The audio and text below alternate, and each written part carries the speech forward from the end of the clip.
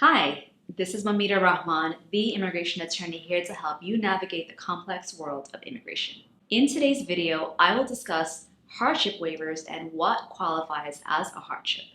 What is a hardship waiver and why do you need one?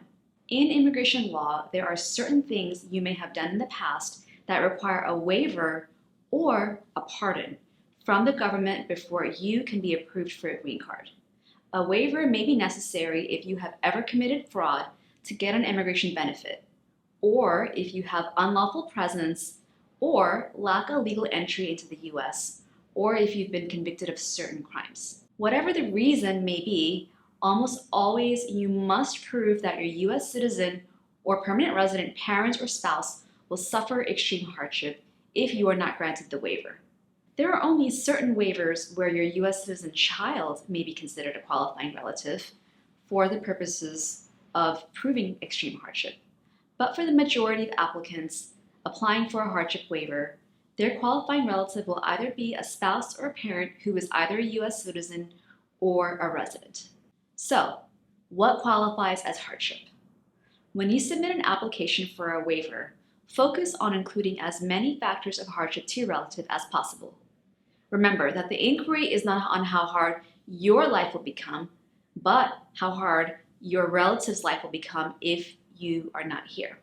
The inquiry is also on the hardships your relative would suffer if they had to leave the US to be with you in your home country. Next, the government will not consider the normal family separation to be an extreme hardship, but rather a normal hardship. Almost every person applying for a waiver would suffer some sort of hardship if the application is not granted. However, by upping the level to extreme hardship, the government is asking for you to show how the family member would suffer even more than what is normally expected for them to suffer, which is a crazy idea, but this is the level that you have to show. Thus, your job is to show that your relative would suffer not just any hardship, but extreme hardship. Last, the USCIS looks at several factors of hardship, including medical hardship, psychological hardship, financial hardship, loss of educational opportunities, and also they look at the conditions of the country where you're from and how your relative would fare if they're forced to move there. The trick is not just to focus on one type of hardship, but to include as many factors as possible in order to help the officer understand that your relative's life would be devastated if your application is not approved. So, how can you apply for a hardship waiver?